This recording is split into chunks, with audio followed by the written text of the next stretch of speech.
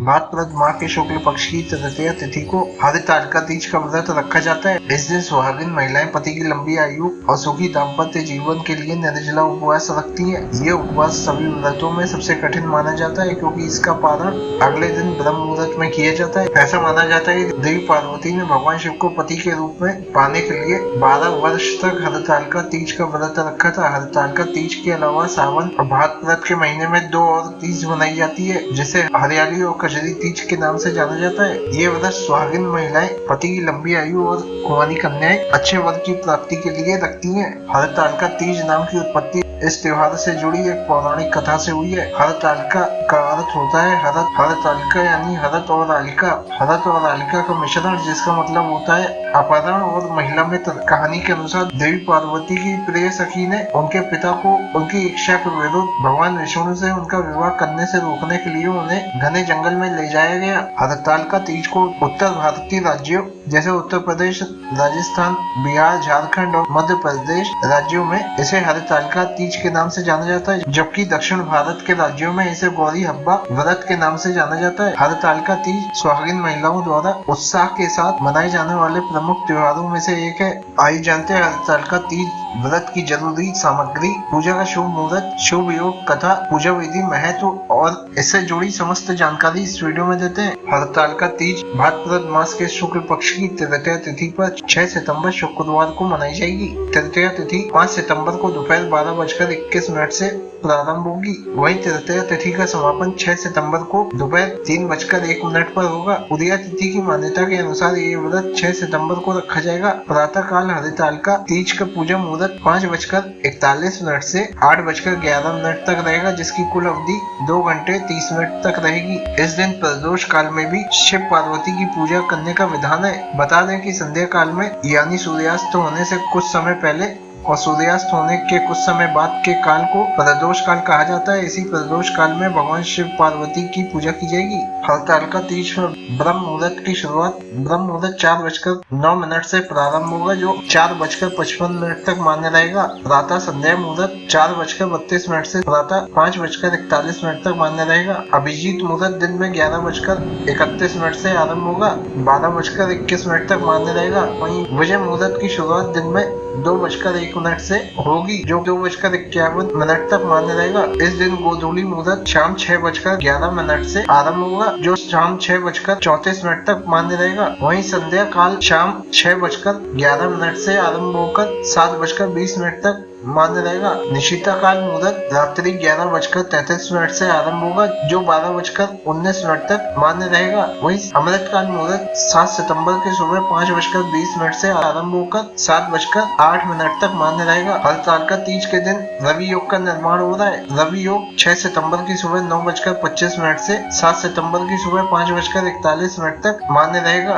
हरितालिका तीज व्रत करने के लिए पूजन सामग्री में गौरा पार्वती के 16 श्रृंगार जैसे साड़ी, चूड़ी, सिंदूर, बिंदी, आलता, मेहंदी, बिछिया, काजल, पायल, कंघी, शीशा, सुहाग चूड़ा, नेल पॉलिश, मंगलसूत्र आदि शामिल करें। इसके अतिरिक्त पूजन सामग्री में बेल के पत्ते, अबीर, गुलाल, भांग, धतूरा, भगवान गणेश के लिए नए वस्त्र, शिव परिवार की फोटो या मूर्ति, नारियल, केले का पत्ता, धतूरे का फूल, चंदन, जनेऊ, विभिन्न प्रकार के फल, विभिन्न प्रकार के फूल, कलश, घी, कुमकुम, खोवा, मिठाई, पान, कसैली, तुलसी, गीली काली मिट्टी या रेत, मंजरी, कपूर, 2 सुहाग पिटारी आदि अवश्य शामिल करें। हरितालिका तीज की पूजा विधि के अनुसार इस दिन व्रत रखने वाली सुहागिन स्त्रियों व कुंवारी कन्याओं को प्रातः काल उठकर सभी नित्य कर्मों से निवृत्त हो जाना चाहिए। स्नान आदि के बाद उन्हें स्वच्छ वस्त्र धारण करने चाहिए। किसी भी पूजा में पूजन स्थल को शुद्ध करना अत्यंत महत्वपूर्ण होता है, इसलिए पूजन स्थल को अच्छे से साफ करने के बाद गंगा जल छिड़क कर शुद्ध कर लें। इसके बाद पूजन स्थल पर पूजा की तैयारियां शुरू करनी चाहिए। उसके लिए सबसे पहले एक आटे से चौक बनाएं। इसके पश्चात मिट्टी या रेत से हस्त निर्मित माता पार्वती, भगवान शिव, भगवान गणेश और नंदी की प्रतीक मूर्ति बनाकर उसे आसन पर लाल कपड़ा बिछाकर स्थापित कर दें। पूजा के स्थान पर अब पंचामृत व्रत रख लें और इसके साथ ही एक पात्र में जल भी रख लें। इसी के साथ अब पूजा आरंभ की जा सकती है। पूजा करने के लिए आसन पर बैठे हैं और फिर श्री गणेशाय नमः मंत्र का उच्चारण करते हुए गणेश जी का ध्यान करें। गणेश जी का ध्यान करने के पश्चात सबसे पहले भगवान गणेश, भगवान शिव और देवी पार्वती की पूजा करें। पूजा स्थल को केले के पत्तों और फूलों से सजाएं और मूर्तियों के माथे पर कुमकुम लगाएं। भगवान शिव और माता पार्वती की मूर्ति का गंगा जल और पंचामृत से अभिषेक करें। भगवान गणेश को दूर्वा और जनेऊ चढ़ाएं। इस दौरान भगवान शिव को चंदन, मौली, गुलाल, अक्षत, धतूरा, आग के पुष्प, भस्म, अबीर, 16 प्रकार की पत्तियां, बेलपत्र आदि अर्पित करें। इस दौरान देवी पार्वती को सुहाग की सामग्री चढ़ाएं। इसके पश्चात भगवान शिव और देवी पार्वती की षोडशोपचार पूजा शुरू करें। षोडशोपचार पूजा एक 16 चरणों वाली पूजा अनुष्ठान है जो आवाहनम से शुरू होती है और निरजनम पर समाप्त होती है। देवी पार्वती के लिए अंग पूजा शुरू करें और हरितालिका व्रत रखने वाली सुहागिन महिलाएं और कन्याएं माता पार्वती को अलग से सुहाग की सामग्री अर्पित करें। इस व्रत में कथा सुनने का भी विशेष महत्व होता है, इसलिए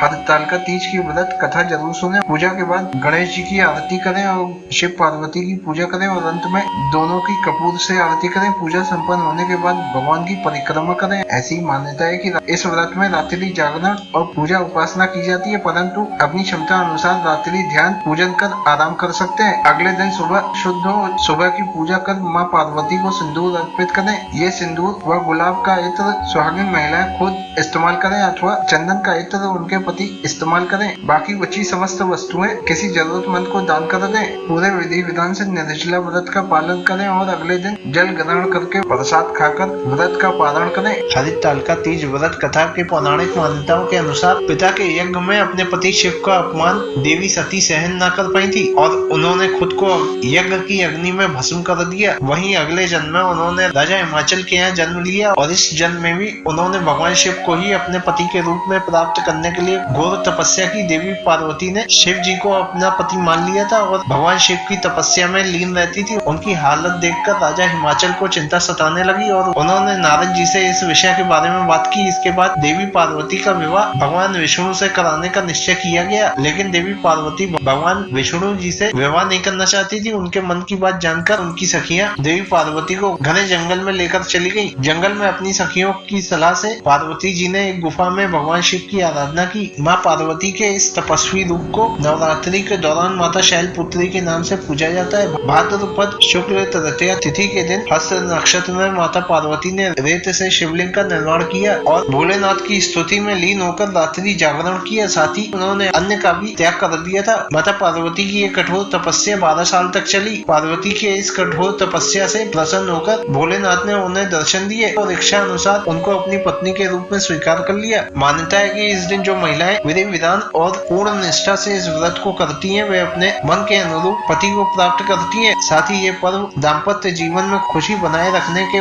उद्देश्य से भी मनाया जाता है। हरितालिका तीज से पहले सर्दी में इन चीजों का सेवन करना चाहिए। हरितालिका तीज पर व्रत रखने से एक दिन पहले जीरे पानी का सेवन करें, साथ ही दही भी खाएं। ऐसा करने से पेट में जलन आदि की समस्या नहीं होती है। इस दिन सुबह सूर्योदय से पहले अनार, सेब व अन्य मौसमी फल खाएं। फल खाने से आपके शरीर को पूरे दिन ऊर्जा मिलती है और भूख प्यास कम लगती है। व्रत से पहले इस दिन भीगे चने, नींबू पानी या ग्लूकोज का भी सेवन कर सकते हैं। इससे पूरे दिन निर्जल रहने के कारण शरीर में पानी की कमी नहीं होगी और व्रत का पालन करने में आसानी होगी। सर्दी के समय सूखे मेवे जैसे काजू, बादाम, किशमिश, पिस्ता व आंवले के मुरब्बे का सेवन अवश्य करें। इससे भरपूर मात्रा में पोषक तत्व मिलेंगे, जिससे व्रत वाले दिन स्वास्थ्य अच्छा बना रहेगा। सर्दी में नमक युक्त भोजन न करें, साथ ही इस समय बहुत भारी भोजन न करें, वरना आपको अपच की समस्या हो सकती है। तीज व्रत के नियम के अनुसार हरितालिका तीज का व्रत रखने के एक दिन पूर्व से ही सात्विक भोजन करना चाहिए और तीज पूजा की सामग्री और सर्दी की व्यवस्था कर लेनी चाहिए। तीज पूजा में माता पार्वती, भगवान शिव और गणेश जी की मिट्टी की मूर्ति या तस्वीर का उपयोग करें तो उनकी पूजा प्रदोष काल में यानी सूर्यास्त 6:36 के बाद करें। पूजा के लिए मूर्ति की स्थापना दोपहर में करते हैं। इस दिन व्रती को 16 श्रृंगार के साथ नए वस्त्र धारण करने चाहिए। यदि माता पार्वती की पूजा में पीले सिंदूर का इस्तेमाल करते हैं तो पूजा के समय आप भी पीला सिंदूर लगाएं। ये सौभाग्य का प्रतीक माना जाता है। तीज पूजा में माता पार्वती को सुहाग सामग्री, लाल साड़ी, चुनरी आदि चढ़ाते हैं तो हरितालिका तीज की व्रत कथा सुनते हैं, माता पार्वती और शिव जी की आरती करते हैं। पूजा समापन के बाद अपनी सास को उपहार, प्रसाद और सुहाग सामग्री भेंट करें और फिर उनसे आशीर्वाद ले। और जो कन्याएं मनचाहे जीवन साथी के लिए व्रत करनी है वे शिव जी और माता पार्वती से मनोकामना पूर्ति का आशीर्वाद लें।